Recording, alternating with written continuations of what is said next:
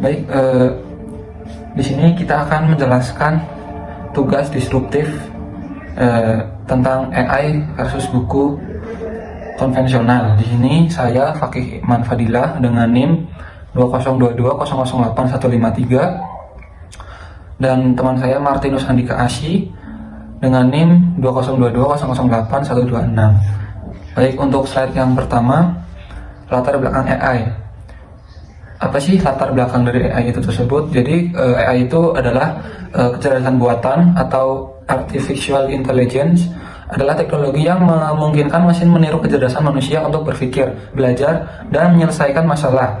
Istilah ini diperkenalkan oleh John McCarthy pada tahun 1956, dan perkembangan AI ini dimulai dengan tes Turing, yaitu pada tahun 1950 oleh Alan Turing, yang menguji kemampuan mesin dalam meniru perilaku manusia. Saat ini AI berkembang pesat berkat kemajuan algoritma, komputasi, dan data, serta digunakan di berbagai bidang seperti kesehatan, bisnis, dan otomasi.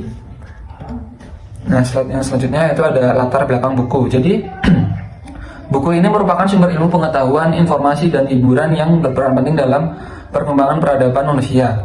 Seiring perkembangan zaman, buku menjadi media utama dalam menyebarkan ide, budaya, dan teknologi. Buku hadir sebagai sarana pembelajaran, refleksi pemikiran, serta upaya pelestarian ilmu untuk generasi mendatang. Nah, jadi buku itu lebih mengarah ke pendidikan di masa yang dulu. Jadi dulu itu sebelum adanya AI, mereka para mahasiswa atau para pelajar itu mencari di buku. Nah, untuk zaman sekarang kan sudah ada AI, sudah bisa dibantu dengan AI. Selanjutnya yaitu rumusan masalah. Di sini analisis faktor disrupsi, yaitu rumusan 2, rumusan masalah dari dilakukannya penelitian, rumusan 3, rumusan masalah dari dilakukannya penelitian. Selanjutnya itu ada pastel analisis. Nah, di sini pastel analisis itu merupakan politik, ekonomi, sosial, teknologi, lingkungan, dan hukum. Nah, untuk politik yang yang buku itu kebijakan pemerintah mendukung digitalisasi, edukasi, dan literasi digital. Nah, perlindungan hak cipta, memproses konten buku tanpa. Selanjutnya ada ekonomi, yaitu biaya produksi buku fisik tinggi dibandingkan digitalisasi. Nah, jika akses AI lebih murah, AI tools versus buku cetak. Setelah itu ada perubahan preferensi generasi muda ke konten cepat dan interaktif. Terus meningkatnya ketergantungan pada AI untuk pembelajaran cepat. Ya, selanjutnya ada teknologi. Teknologi ini kemajuan AI dalam NLP atau Natural Language Processing dapat merangkum, menulis ulang, atau menggantikan buku fisik atau digital. Nah, di sini AI membantu pembelajaran adaptif dan personalisasi konten yang tidak bisa dilakukan oleh buku tradisional tersebut. Nah, selanjutnya ada lingkungan. Digitalisasi buku mengurangi dampak lingkungan dari penggunaan kertas. Nah, di sini AI, tantangan server digital membutuhkan energi yang besar untuk membuat AI tersebut. Selanjutnya ada hukum. Regulasi terkait hak cipta konten buku untuk mencegah AI menggunakan buku tanpa lisensi. Nah, AI perlunya kebijakan yang mengatur transparansi pengguna AI. Selanjutnya ada SWOT analisis dari AI. Untuk AI di sini SWOT-nya, strength-nya dari efisiensi tinggi dan otomatisasi pekerjaan dan pembelajaran berkelanjutan dan pengambilan keputusan cerdas. Yang kedua, weakness-nya, kelemahannya, yaitu biaya yang tinggi, ketergantungan data, dan isu etika atau privasi. Yang ketiga ada opportunities atau peluang, mendorong inovasi di industri, teknologi, dan peningkatan kualitas hidup. Yang terakhir ada threats atau ancaman, yaitu penggantian tenaga kerja manusia dan risiko keamanan data. Selanjutnya ada SWOT analisis buku. Nah, yang pertama ada strength, kekuatan, yaitu sumber pengetahuan, informasi, dan edukasi media belajar yang mudah diakses dan tahan lama, mendorong literasi dan pengembangan pemikiran kritis. Yang kedua ada weaknesses atau kelemahan. Yang kedua itu buku itu rentan rusak, yaitu buku fisik, dan membutuhkan ruang penyimpanan. Tidak semua orang tertarik membaca, dan proses produksi itu bisa mahal dan memakan waktu yang lama. Yang ketiga ada opportunities atau peluang. Digitalisasi buku melalui e-book, meningkatkan aksesibilitas pertumbuhan pasar pendidikan dan literasi global, dan teknologi membantu distribusi lebih cepat dan efisien. Jadi keuntungannya yaitu opportunities dari buku tersebut yaitu meningkatkan e-book meningkatkan aksesibilitas, pertumbuhan pasar pendidikan dan literasi global, dan teknologi. Nah, selanjutnya yang terakhir ada threats atau ancaman. Persaingan dengan media digital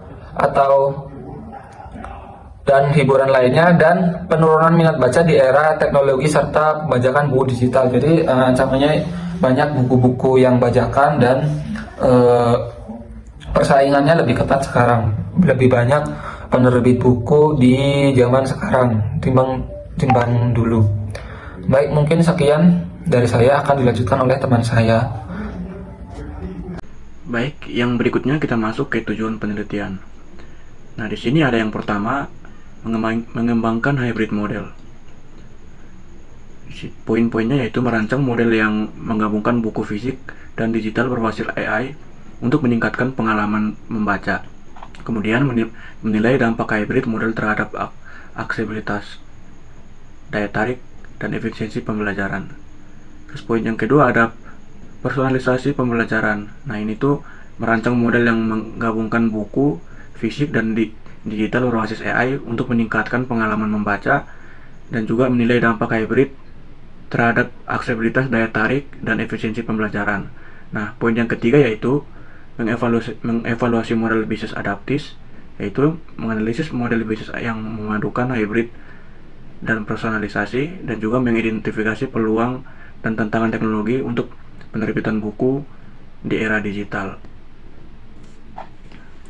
Terus kita masuk ke basis model kanvas. Nah, di sini tuh ada yang pertama, customer segment. Nah, pembaca buku tradisional, pelajar, profesional, dan pengguna teknologi AI. Yang kemudian ada value proposition, yaitu konten buku plus fitur AI, ringkasan cepat, kuis interaktif, dan personalisasi konten. Nah, kemudian ada channels.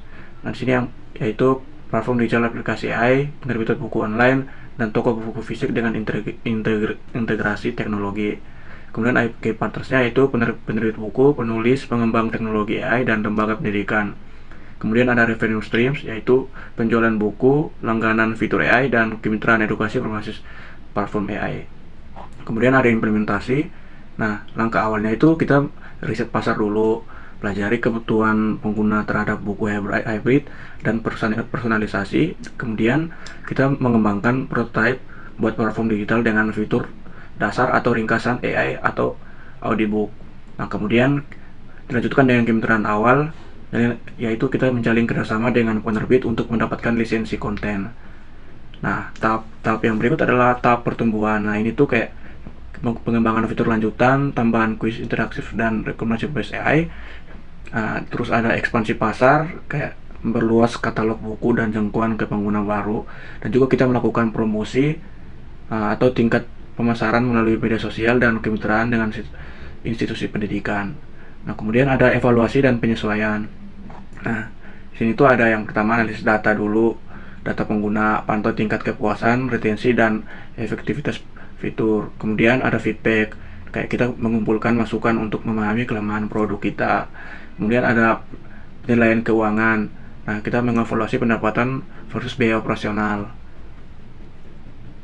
Nah, mungkin sekiranya cukup sekian presentasi tentang AI versus buku ini. Nah, jika ada kurangnya, kami mohon maaf yang sebesar-besarnya.